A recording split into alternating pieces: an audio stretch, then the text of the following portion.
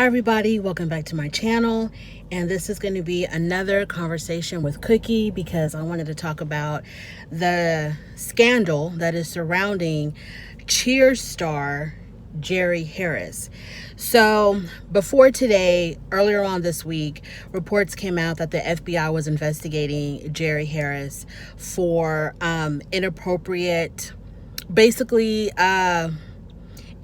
conduct with a minor, and possession of child pornography, I think.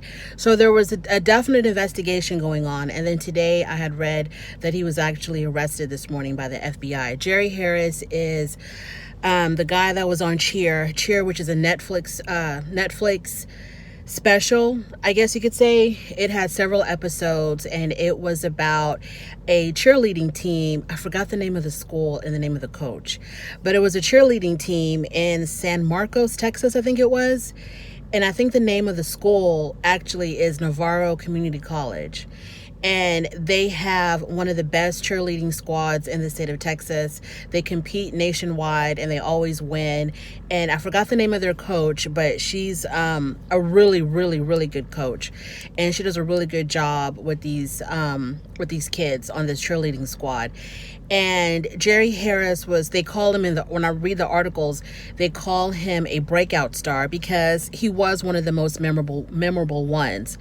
And on the show, he was kind of like the underdog who overcame, because I think he was on the sidelines or a backup or on the sidelines, and he really wasn't part of the actual squad, but he worked so hard and he was able to prove to the coach that he deserved to be on the cheerleading squad.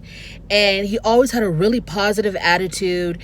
He always was very encouraging to the other cheerleaders and the other members of the cheer squad. You never saw him down. And he also had a pretty rough childhood. His mother had died, I think, and he was adopted by another family and was raised by another family.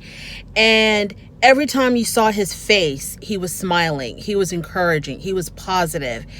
Wasn't involved, as far as the show was concerned, he wasn't involved in any kind of drama or anything like that. And by all accounts, just by watching that Netflix special, you would think that, this was a really good guy. And I really enjoyed watching it. I watched it, I forgot when it actually came out. It was earlier this year. I think it was before Corona. Was it after Corona? I don't remember. But I remember watching it, and I just got so caught up with it. When they went to their very final competition in Florida. Was it in Florida? I think it was in Florida.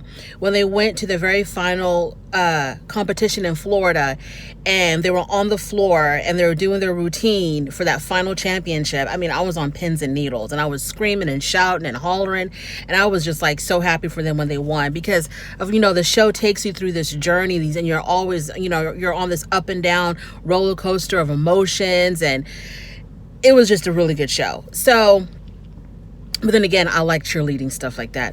So when the scandal broke out, I saw the name, because it came across my phone a couple of days ago, that Jerry Harris from Cheer was being investigated for child pornography. And when I saw that, I thought it was some actor from the show Cheers.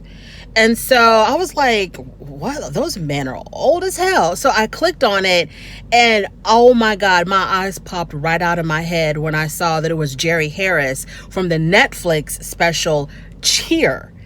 I could not believe it, because you would not expect it from someone like him, but it's those that you would least expect it from that make the best predators, because parents feel so comfortable with their children around them because you just don't expect it from them. So he was arrested Thursday morning, and he was charged in federal court in Chicago, where he's originally from, with producing child pornography. So when I was reading the article, and then when I went to go look at the actual not the police report, but the court papers, and it was really long, and it was very detailed. There were a total of 5 victims, and I read the reports in depth about two of the victims, which were actually two twin brothers. And also I read the report for the other two, which I didn't go too much into detail with that.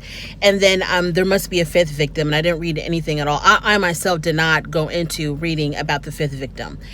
So with one of the well, actually he was inappropriate with both of them, but mainly with one of them. With one of the twins, he met him in 2018 when the victim was only 13 years old. And they met, was it on, I don't know how they met. I think they met online. I think they did. I don't know if they met online or if they met actually in person because of the cheerleading thing, because both of the twins, I think, were in cheer. At least one of them was for sure, but I think both of them were actually in cheerleading. So the conversation started off online where Jerry Harris asked one of the victims at the age of 13, he asked him how old was he, and the victim actually responded he was 13 years old. And then right after that, Jerry goes, oh, okay, do you have any pictures? Do you have any pics? So he completely disregarded the fact that this was a child.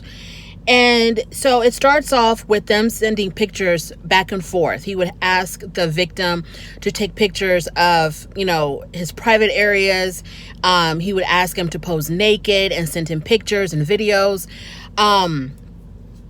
And the relationship lasted from 2018 to 2020, and it ended because the report specifically said that it ended because the victim said this, that Jerry Harris, discontinued all communications with him in 2020.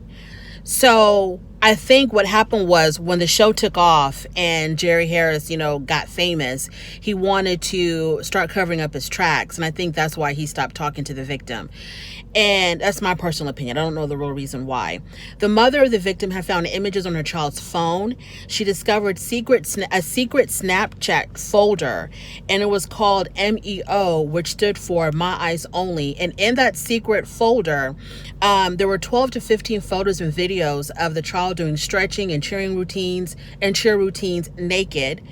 And I guess Mr. Harris had requested specific things from the child to send him, like, send me a picture of you doing this, send me a picture of you doing that, naked without any clothes.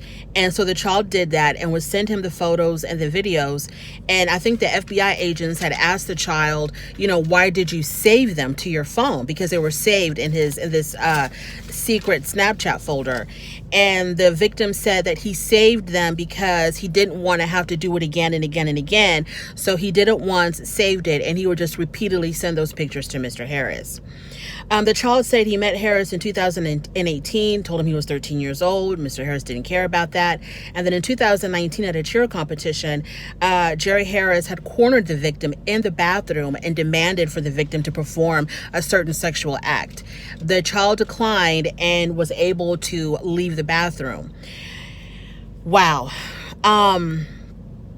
The second minor, which was the first victim's twin brother, also told FBI agents that Mr. Harris was inappropriate with him, and he said that the victim had told the agents that Mr. Harris was, and I quote, was touchy and did odd things to him and his brother. So both twins were victims of Jerry Harris.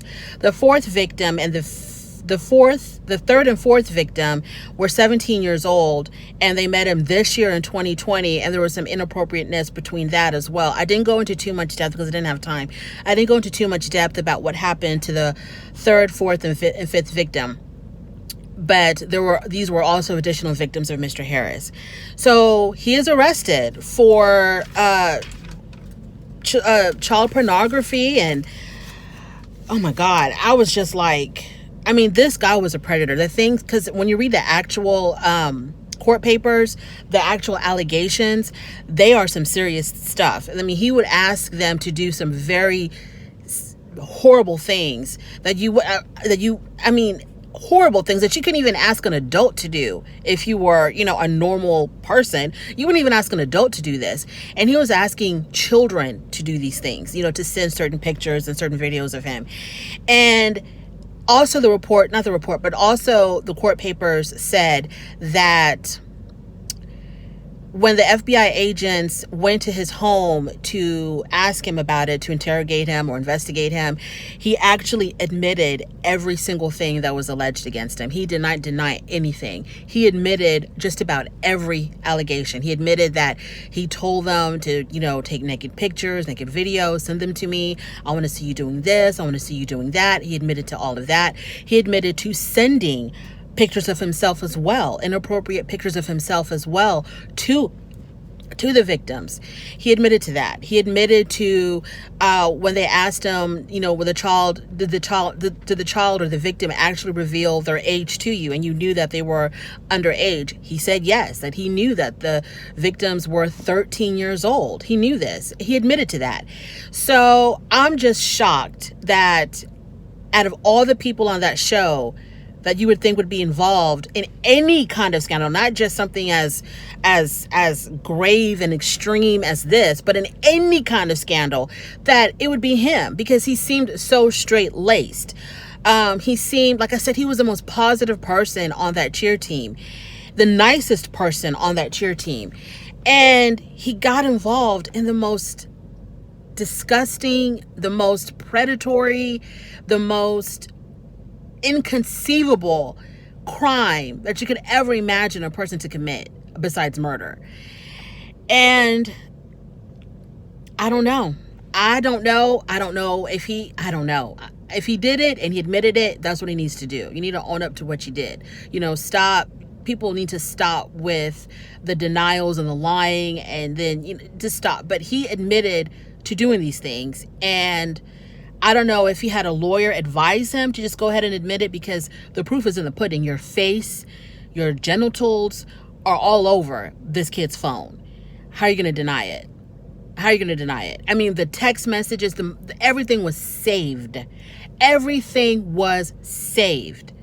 There is no such thing as a secret in this society, in this world, in this day and age. There is no such thing as a secret.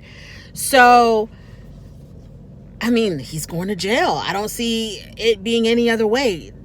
He's going to jail, and where he should go, where he does belong. He is a predator. He is a very dangerous predator. And I'm just shocked. I'm so shocked that it was him, of all people. And I'm thinking this is the reason why this story is as big as it is, because he just would not expect it from someone like him. And like I said, it's the people that you least expect it from that are the most dangerous, because, parents feel safe having him around their kids. And so, yeah, that's all I wanted to talk about. And if anything else comes up, if I'm still interested, I'll come back and talk about it some more. But thank you for joining me, and please come back. Bye-bye.